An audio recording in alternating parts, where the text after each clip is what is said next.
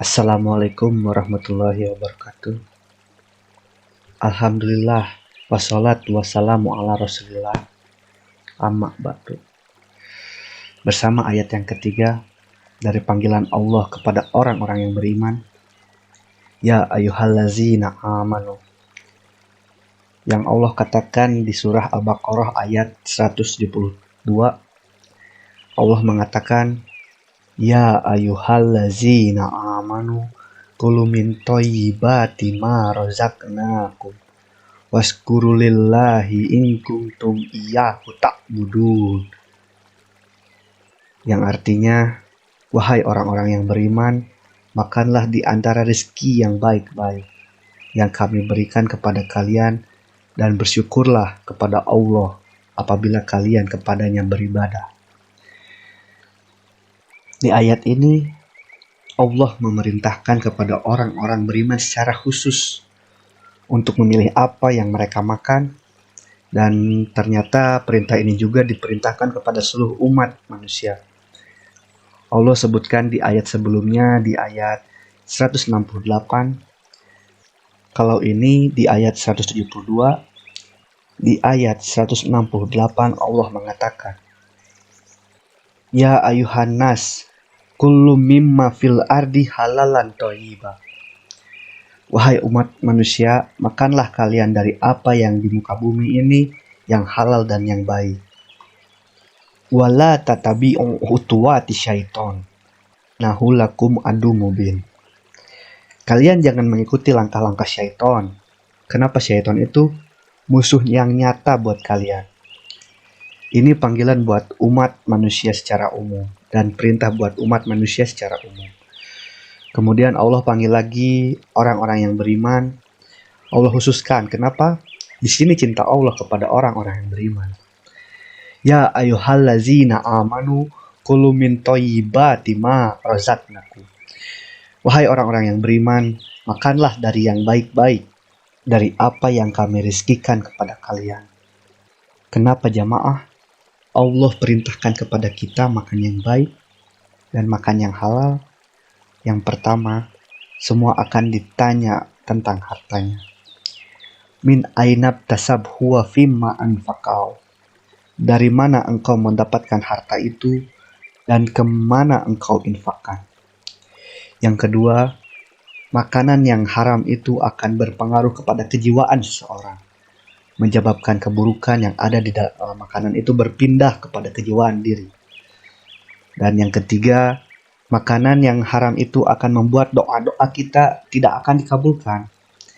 Dan inilah jawaban buat sebagian umat Islam yang mengatakan, ana udah lama berdoa, ana udah bertahun-tahun meminta tapi kok enggak dikabulkan oleh Allah Subhanahu wa Ta'ala. Maka lihat di antaranya syarat dikabulkannya doa adalah makan yang halal. Allah memerintahkan kepada para nabi, kepada para rasul. Allah mengatakan kepada mereka, ya ayyuhar rusulu kullu minat thayyibati wa'malu sholihah. Wahai para rasul, makanlah kalian yang baik-baik dan beramallah yang soleh. Lalu Nabi alaihi salatu wassalam menyebutkan dalam sebuah hadis tentang seorang hamba yang dalam perjalanan yang panjang, pakaiannya lusuh, rambutnya berdebu, wajahnya penuh dengan debu. Dia memohon kepada Allah mengatakan, ya Rob, ya Rob. Dia panggil Allah, tapi apa yang dikatakan Nabi alaihi salatu wassalam? Wa mat'amuhu haram, wa masrobuhu haram, wa malbasuhu haram, wa huziya bil haram. Ini orang yang dia makan haram, yang dia minum haram, pakaian yang haram, dikasih makan dari yang haram. Bagaimana mau dikabulkan doanya? Dan jamaah, kita melihat kondisi umat Islam di akhir-akhir ini, di akhir waktu ini, seperti yang Nabi sabdakan, akan datang suatu masa orang gak peduli apa yang dihasilkan, haram ataupun halal, yang penting dapat duit, yang penting dapat gaji besar. Mereka kerja di tempat-tempat yang riba, mereka kerja di bar-bar, yang di situ dijual khamar. Mungkin dia jadi bartendernya, mungkin dia menjadi hal lainnya di tempat-tempat kemaksiatan. Dia nggak peduli, apa yang penting dia dapat duit. Dari mana kita dapat duit? Kita diperintahkan untuk berusaha, kita berusaha betul, tapi yang halal. Ini ujian dari Allah Subhanahu wa Ta'ala. Maka kita perlu kembali kepada panggilan Allah yang ada pada surat Al-Baqarah ayat 153, yang dimana di dalamnya isinya, wahai orang-orang yang beriman, kalian minta tolonglah dengan sabar dan sholat. Artinya kita dituntut untuk bersabar dalam mencari rezeki. Kalau enggak, ya beginilah kondisi kita. Orang makan yang haram, doanya tidak dikabulkan, kondisinya tidak diperbaiki, dan Allah katakan, waskurulillah, kalian harus bersyukur kepada Allah atas nikmat yang Allah berikan. Itu banyak sekali. Jari-jari kita kalau mau kita hargai, berapa? Bola mata kita berapa mau dihargai? Sehingga ada orang yang kadangkala keluar dari tempat yang haram, merasa bahwa hidupnya susah ketika dia meninggalkan yang haram. Allah memberikan kepadamu yang lebih indah sebenarnya, keimanan. Jadi kita faham dengan apa yang Allah cintai dan apa yang Allah benci. Syukur kepada Allah. Di antara makna syukur adalah menjadikan nikmat yang Allah berikan kepada kita sebagai penopang kita dalam melakukan amal soleh. Diberi nikmat, sholat, enggak dikasih nikmat. Kita hidupnya penuh dengan nikmat. Maka enggak boleh orang berhenti sholat, karena bangun tidur, nikmat Allah ada pada dirinya. Duduk, nikmat Allah ada pada dirinya. Di dalam semua kondisi. In kuntum ya ta'budun, kalau kalian beribadah kepada Allah Subhanahu wa Ta'ala.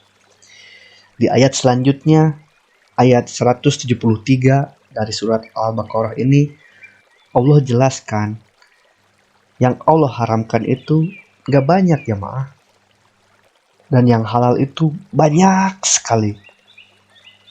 Hanya saja biasanya yang haram itu hati kita condong ke sana. Maka di sini kita butuh kesabaran meninggalkan yang haram. Butuh kesabaran, antum mau sabar enggak? Dan yakinlah jamaah, para sahabat Nabi radhiyallahu taala anhu ketika mereka hijrah meninggalkan Mekah menuju Madinah, hidup mereka susah. Sebagian mereka harus kelaparan hidupnya, tapi mereka merasakan keindahan dari kedekatan mereka dengan Allah Subhanahu wa Ta'ala. Maka Allah katakan, waskurulillah in kuntum iyatu ta'budun. Maka bagi umat Islam yang suka baca Al-Quran, malulah ketika yang antum makan haram, kerjaan yang antum kerjakan haram. Allah panggil antum. Allah katakan, ya ayyuhallazina amanu, wahai orang-orang yang beriman, makanlah yang halal-halal, yang baik-baik, yang kami rizkikan. Lalu antum makan yang haram, lalu gak peduli, maka jangan sampai Quran yang kita baca mencaci maki kita, mencela kita dalam kondisi kita tidak sadar. Nantikan video kita selanjutnya. Barakallahu fikum. Assalamualaikum warahmatullahi wabarakatuh.